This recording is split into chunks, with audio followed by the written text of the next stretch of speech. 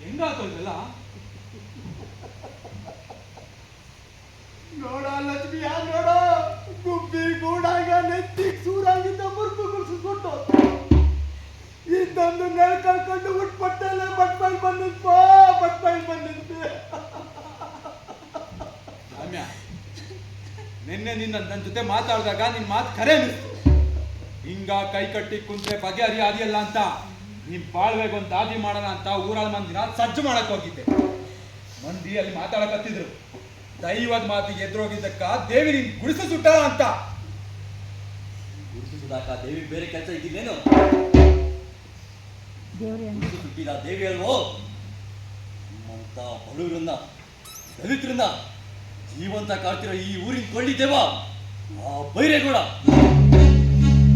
ಎರಡರನ್ನು ಬಗೆಹರಿದು ಬಿಡಬೇಕು. ಎರಡರನ್ನು ಬಗೆಹರಿದು ಬಿಡಬೇಕು. ಒಂದು ಆ ಬೈರೇಗೌಡ ಜೀವಂತ ಉಳಿಬೇಕು, ಇಲ್ಲ ಈ ಮುನಿ ಮಗ ಜಾಮ ಜೀವಂತ ಉಳಿಬೇಕು. ಎಂತ ಮಾತಾಡ್ತೀವ? ನಿನ್ ತಲೆ ನೀನು ಆಯ್ತಾ?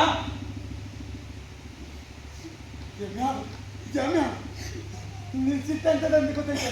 ಇಂಥ ಸಿಟ್ಟು ಬೇಸಲ್ವಾ ಬೇಸಲ್ಲ ಅಪ್ಪ. ನೀವು ಎಷ್ಟು ದಿವಸ ಅಂತ ತಡ್ಕೊಳ್ಳಿ, ಎಷ್ಟು ಅಂತ ತಡ್ಕೊಳ್ಳಿ. ಈ ಹುದ್ದಾಗಿಂದ ಗೌಡನ್ ತಕ್ಕ ಗುಲಾಮ್ಗಿರಿ ಮಾಡ್ಕೊತಾ ಬಂದಿ. ತೆಂಗಿನ ಗಿಡ ತಗೋಗಿ ಕೈ ಮುರ್ಕೊಂಡೆ. ಏನ್ ನೋಡಕ್ ಬಂದ? ಅದಿರ್ಲಿ, ನಮ್ಮ ಪಾಡಿನ ಬಾಳ್ವೆ ಮಾಡ್ತಿದ್ರ. ಅವನ್ ಹದ್ದಿನ ಕಣ್ಣು ನಮ್ಮ ಚೆಲ್ಲಿ ಮೇಲೆ ಬಿದ್ದು ಮುಂದೆ ಹೈರಾಣ ಮಾಡಕತ್ತಾನ. ನಮ್ಮಂತ ದಲಿದ್ರು ಊರಿಗೆ ಬಂದ್ರ ತಪ್ಪು, ಗುಡಿಗೋದ್ರ ತಪ್ಪು, ಗುಡಿ ಹೊಂಡು ನೀರು ಮುಟ್ಟಿದ್ರ ತಪ್ಪು. ತಪ್ಪು ತಪ್ಪು ತಪ್ಪು ತಪ್ಪು. ಹಿಂಗೆ ಬಿಟ್ಕೊಂತ ಹೋದ್ರ ಮುಂದೆ ನಾವು ಉಸಿರಾಡೋದ ತಪ್ಪು ಅಂತೇಳಿ ನಮ್ಮ ಉಸಿರು ನಿಲ್ಲಿಸಿ ಸುಡ್ಗಾಡ್ ಸೇರಿಸ್ತಾನ.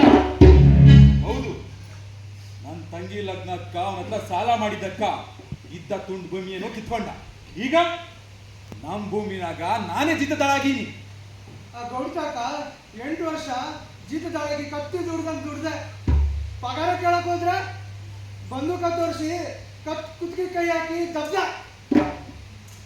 ಅಂತ ದಲಿತರ ಮೇಲೆ ಬಡವ್ರ ಮೇಲೆ ಆ ಗೌಡ ಮಾಡೋ ಅನ್ಯಾಯ ನೆನ್ಸ್ಕೊಂಡ್ರ ಹೆಗ್ಲಿಗೆ ಬಿದ್ದು ನೆಲಕ್ಕ ದಬ್ತೈತಿ. ಸುರ್ಗಟ್ಟಿ ಪಾತಾಳಕ್ಕೋದೇನೋ ಅನ್ನಿಸ್ತೈತಿ. ಯಾವ ಕಟ್ಟಿಪಾಡುಗಳು ಇಲ್ದಿರೋ ಆ ಕಾಡು ಹೂವು ಅನ್ನಿಸ್ತೈತಿ. ಯುಗ ಆಗ್ಬೇಕು ಅಂತನ್ಸಿ ಜ್ವಾಲಾಮುಖಿ ಹಂಗ ಒಮ್ಮೆಲೆ ಜಿಗಿದು ಇಂಥವನ್ನೆಲ್ಲ ಒಂದೇ ಹೊತ್ತಿಗೆ ನುಂಗ್ಬಿಡ್ಬೇಕು ಅನ್ನಿಸ್ತೈತಿ. ಸಾಕು ಸಾಕು ಸಾಕು.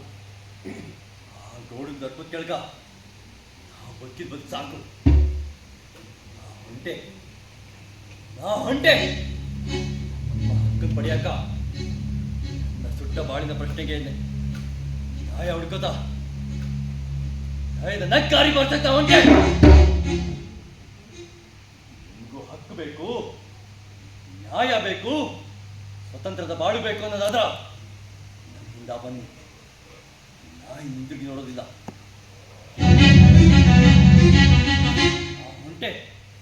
ನಾ ಹೊಂಟೆ.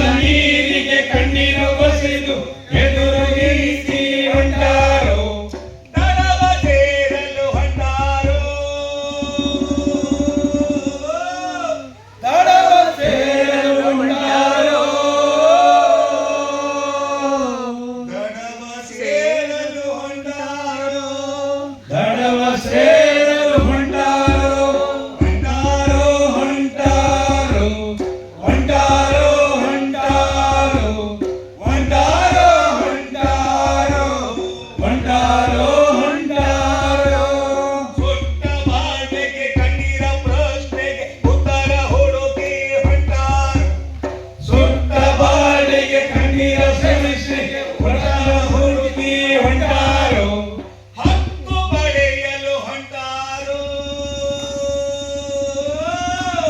ಹಕ್ಕು ಪಡೆಯಲು ಹೊಂಟಾರೋ ಹಕ್ಕು ಪಡೆಯಲು ಹೊಂಟಾರೋ ಹಕ್ಕು ಪಡೆಯಲು ಹೊಂಟಾರೋ ಹೊಂಟಾರೋ ಹೊಂಟಾರೋ ಹೊಂಟಾರೋ ಹೊಂಟಾರೋ ಹೊಂಟಾರೋ ಹೊಂಟಾರೋ ಹೊಂಟಾರೋ ನಟ್ಟೆ ಉಬ್ಬಿಸಿ ತುಟಿಯ ಕಚ್ಚಿ ಹೊಂಟಾರೋ ರಟ್ಟೆಯ ಉಬ್ಬಿಸಿ ತುಟಿಯ ಕಚ್ಚಿ ಹೊಂಟಾರೋ ಓಡುವ ಕಿಚ್ಚಿಗೆ ಮತ್ತೆ ಉಬ್ಬಿಸಿ ತುಟಿಯ ಕಚ್ಚಿ ಹೊಂಟಾರೋ ತುಟಿಯ ಕಚ್ಚಿ ಹೊಂಟಾರೋ ನ್ಯಾಯ ಕೇಳಲು ಹೊಂಟಾರೋ ನ್ಯಾಯ ಕೇಳಲು ಹೊಂಟಾರೋ ನ್ಯಾಯ ಕೇಳಲು ಹೊಂಟಾರೋ ನ್ಯಾಯ ಕೇಳಲು ಹೊಂಟಾರೋ ಹೊಂಟಾರೋ ಹೊಂಟಾರೋ ಹೊಂಟಾರೋ ಹೊಂಟಾರೋ ಹೊಂಟಾರೋ ಹೊಂಟಾರೋ ಹೊಂಟಾರೋ ಹೊಂಟಾರೋ ಹೊಂಟಾರೋ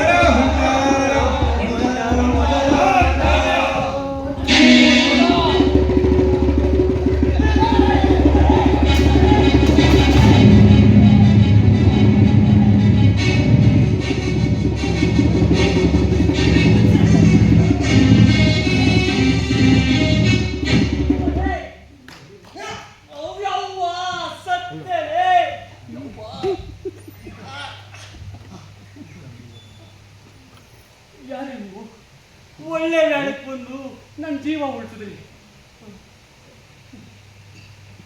ನಿಮ್ಮನ್ನು ನೋಡಿದ್ರ ನಮ್ಮೂರವ್ರು ಅಲ್ಲ ಅನ್ಸ್ತೈತಿ. ಯಾರೇ ನೀವು? ನಾನು ಅಂಬೇಡ್ಕರ್, ಬಿಹಾರ್ ಅಂಬೇಡ್ಕರ್. ಸ್ವಾಮಿ, ದೇವರು, ನೀವು ಕರೇನಾ ದೇವರು? ಇಷ್ಟು ದಿವಸ ನಿಮ್ಮ ಭಾಷಣ ರೇಡಿಯೋನಾಗ ಬಾನುಲಿಯಾಗ ಕೇಳಿದ್ದೆ. ಗಂಡಾರಗಳ ಬಗ್ಗೆ ಸಿಕ್ತು. ಓಹೋ, ನೀವೇನಾ B.R. ಅಂಬೇಡ್ಕರ್ ನ್ಯಾಯ ನೀತಿ ಸಮಾನತೆ ಹಕ್ಕು ಅಂತ ಅಲ್ಲಿ ಇಲ್ಲಿ ಭಾಷಣ ಮಾಡ್ತಿದ್ದವರು ಇವತ್ತು ನಮ್ಮೂರಿಗೆ ಬಂದು ನಮ್ಮೂರ್ ಜನರನ್ನ ನಮ್ಮ ವಿರುದ್ಧನೇ ಎತ್ಕಟ್ಟಿದ್ಯಾ? ನಿಮ್ಮ ವಿರುದ್ಧ ಕಟ್ಟಿದ್ದು ನಾನಲ್ಲ, ನಿಮ್ಮ ದಬ್ಬಾಳಿಕೆ, ನಿಮ್ಮ ದರ್ಪ. ಚಿಕ್ಕಪ್ಪ, ಅವ್ರೇನಾದ್ರು ಇನ್ನೆರಡು ನಿಮಿಷ ತಡವಾಗಿ ಬಂದಿದ್ರೆ ಈ ಊರ್ ಜನ ಎಲ್ಲರೂ ಹೊಡೆದು ಬಾಯಿಗೆ ಹಾಕೊಂತಿದ್ರು. ಅಲ್ಲ, ನಾವೇನಂತ ಅನ್ಯಾಯ ಮಾಡಿವಿ, ಅದೇನಂತ ದೌರ್ಜನ್ಯ ಮಾಡಿವಿ ಅಂತ ಈ ಊರ್ ಜನ ನಮ್ಮ ಮೇಲೆ ಹಿಂಗ್ ಉರ್ಕೊಂಡ್ ಬಿಡಕ ಏನ್ ಮಾಡಿದೀವಿ ಅಂತ ಬೇರೆ ಕೇಳ್ತೀರಾ? ಜಾತಿ ಹೆಸರಲ್ಲಿ ಇವರನ್ನ ಊರಿಂದ ಹೊರಗಾಕಿದ್ದೀರಾ, ಚೆಲುವಿಗೆ ಮುತ್ಕಡಿಸಿ ದೇವದಾಸಿ ಮಠಕ್ಕೆ ಕೊಟ್ಟಿದ್ದೀರಿ. ಅಲ್ಲ, ನಮ್ಮ ಊರಾಗ ನಡೆದ ವಿಚಾರ ಇವ್ರಿಗೆ ಹೆಂಗ್ ಗೊತ್ತಾಯ್ತು ಅಂತೀನಿ. ಚಿಕ್ಕಪ್ಪ, ನೆನಪು ಮಾಡ್ಕೊಳ್ಳಿ, ಅವತ್ತು ನೀವು ಪಂಚಾಯತ್ ಹೆಂಗ್ ಮಾಡ್ತೀರೋ ಅಂತ ನಾ ಫೋಟೋ ತೆಗೆದಿದ್ದೆ, ಅದನ್ನ ಪೇಪರ್ನವ್ರಿಗೆ ಕೊಟ್ಟಿದ್ದೆ. ಅದನ್ನ ನೋಡಿ ಈ ಸಾಹೇಬ್ರು ಇಲ್ಲಿಗೆ ಬಂದವ್ರೆ. ಭಾರಿ ಚಲೋ ಕೆಲಸ ಮಾಡಿದ್ದೀನಿ ನೋಡು. ಬಾಯಲ್ಲಿ ಹೌದು, ಈ ದೇಶದಲ್ಲಿ ಎಲ್ಲೇ ಅನ್ಯಾಯ ನಡೆದ್ರು ನ್ಯಾಯ ಕೊಡಿಸೋದಕ್ಕೆ ಮೊದಲು ನಾನು ಅಲ್ಲಿರ್ತೀನಿ. ಪ್ರತ್ಯಕ್ಷವಾಗಿ ಆದರೂ ಸರಿ, ಪರೋಕ್ಷವಾಗಿ ಆದರೂ ಸರಿ. ಸಾಹೇಬ್ರ, ಊರಲ್ಲಿ ದನ ಕೊರೆ ಹೇಳ್ಕೊಳೋದಕ್ಕ ನಾವು ಬೇಕು. ಊರಲ್ಲಿ ಯಾರಾದ್ರೂ ಸ್ವಲ್ಪ ಸೊರತ್ನಲ್ಲಿ ಸುದ್ದಿ ಕೊಡಾಕ ನಾವು ಬೇಕು. ಊರಿಗೆ ಬರಾಕ, ಗುಡಿಗೆ ಹೋಗಾಕ ನಾವು ಬೇಡವಾ? ನೀವ್ ಹೇಳಿ ಸಾಹೇಬ್ರ. ಹೌದು, ಅಷ್ಟೇ ಅಲ್ರಿ ಸಾಹೇಬ್ರ, ದೊಡ್ಡ ಮಂದಿ ಅಲ್ಲ ಶಾಲ್ಯಾಗ ಓದು ಕೊಟ್ಟು ಪಾಠ ಕೇಳಿದ್ರ ನಮ್ಮನ್ನ ಹಿಂದ ಚಪ್ಪಲ್ ಬಿಡೋ ಜಾಗದಾಗ ಗೋಣಿ ಚೀಲ ಹಾಸ್ಕೊಂಡ್ ಪಾಠ ಕೇಳೋ ಅಂತ ಹೇಳ್ತಾರ. ಹಿಂಗ್ ಮಾಡಿದ್ರೆ ಹೆಂಗ್ ಹೇಳ್ರಿ ಸಾಹೇಬ್ರ? ಸಾಹೇಬ್ರ, ನನ್ನ ಮಗಳು ಚೆಲ್ವಿನ ಮುತ್ಕರ್ಸಿ ದೇವ್ರು ಬಿಡ್ಬೇಕಂತಾರ. ನನಗೂ ಅದು ಸುತರಾಮ್ ಇಷ್ಟ ಇಲ್ಲ. ನಾವೆಲ್ಲಿ ಕೇಳಿದ್ವಿ? 500 ಮೈಗ ದ್ಯಾವಿ ಬಂದಿದ್ದು, ದ್ಯಾವಿ ಬೇಡದಪ್ಪ. ಸಾಕು ನಿಲ್ಸಿ ನಿಮ್ಮ ಮೂರ್ಖತನ. ಜಾತಿ ಪದ್ಧತಿಗೆ ತಪ್ಪೇನೈತಿ ಅಂತೀನಿ. ಇದು ನಿನ್ನೆ ಮೊನ್ನೆ ಬಂದಿರೋ ಪದ್ಧತಿ ಅಂದ್ರೆ ತಲತಲಾಂತರದಿಂದ ಯುಗ ಯುಗಗಳಿಂದ ಬಂದಿರೋಂಥ ಪದ್ಧತಿ. ಆದ್ರೂ ದೇವರ ಅಪ್ಪಣೆಗೆ ಚೆಲುವಿನ ಮುತ್ಕಟ್ಟಿಸಿದ್ ಯಾವ್ದು ಬಂದ್ರೆ ಊರ್ ಕಷ್ಟಗಳೆಲ್ಲ ಪಾಡಾಗಿ ಊರ್ ಪಾಡಾಗ್ತೈತ್ರಿ. ಹೌದಾ?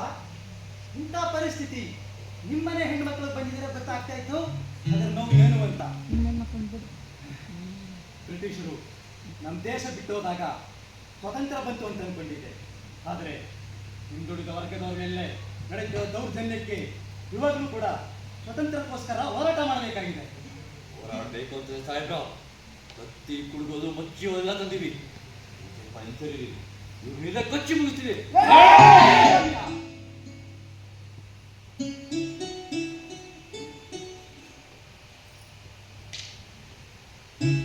ನಾನು ಹೋರಾಟ ಮಾಡುವಂತ ಹೇಳಿದ್ದು ಇಂಥ ಮಾರಕಾಸ್ತ್ರಗಳಿಂದಲ್ಲ.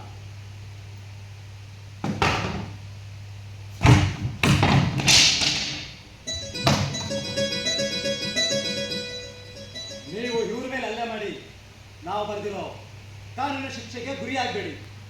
ಇಂಥವರು ನಮ್ಮವ್ರ ಮೇಲೆ ಮಾಡ್ತಿರೋ ದೌರ್ಜನ್ಯಕ್ಕೆ ಒಳ್ಳೆಯ ಪರಿಷ್ಕಾರವೆಂದರೆ ಶಿಕ್ಷಣ, ಸಂಘಟನೆ ಮತ್ತು ಒಗ್ಗಟ್ಟು. ಹಿಂದುಳಿದ ವರ್ಗದವರು, ಶೋಷಣೆಗೆ ಒಳಗಾದವರು ಅನ್ಯಾಯದ ವಿರುದ್ಧ ಪ್ರತಿ ಸ್ವರದಲ್ಲಿ ಧ್ವನಿ ಎತ್ತಿ ಹೋರಾಡಬೇಕು. ಚಿಲುವಿ ಹಾಗೆ ಎಲ್ಲ ಹೆಣ್ಣು ಮಕ್ಕಳು ಓದಿದರೆ ಮನೆಗೊಂದು ಶಾಲೆ ತೆರೆದಂತೆ. ಶಿಕ್ಷಣದಿಂದ ಸಮಾಜದಲ್ಲಿ ಉನ್ನತ ಸ್ಥಾನಮಾನಗಳಿಗೆ ಏರಲು ಸಾಧ್ಯ. ಹಿಂದುಳಿದ ವರ್ಗದವರು ಶೈಕ್ಷಣಿಕ, ಸಾಮಾಜಿಕ, ರಾಜಕೀಯ ಮತ್ತು ಧಾರ್ಮಿಕ ಸ್ಥಳಗಳಲ್ಲಿ ಸಮಾನತೆ ಹೊಂದಲು ಸಾಧ್ಯ. ಇಂಥವರನ್ನು ಸಂಪೂರ್ಣವಾಗಿ ಪರಿವರ್ತನೆ ಮಾಡಿ ಮತ್ತೆಂದು ತಲೆ ಎತ್ತದ ಹಾಗೆ ನೋಡ್ಕೋಬೇಕು. ನಮ್ಮ ಹೋರಾಟ ಹೇಗೆಂದರೆ ಮುಚ್ಚಿದ ಬಾಗಿಲನ್ನು ತಟ್ಟದಿದ್ದರೆ ಎಂದಿಗೂ ತೆರೆಯುವುದಿಲ್ಲ. ಎಲ್ಲಿಯವರೆಗೂ ಹೋರಾಟವೆಂದರೆ ಗೆಲ್ಲುವವರೆಗೂ ಹೋರಾಟ. ಎಲ್ಲಿಯವರೆಗೆ ಹೋರಾಟ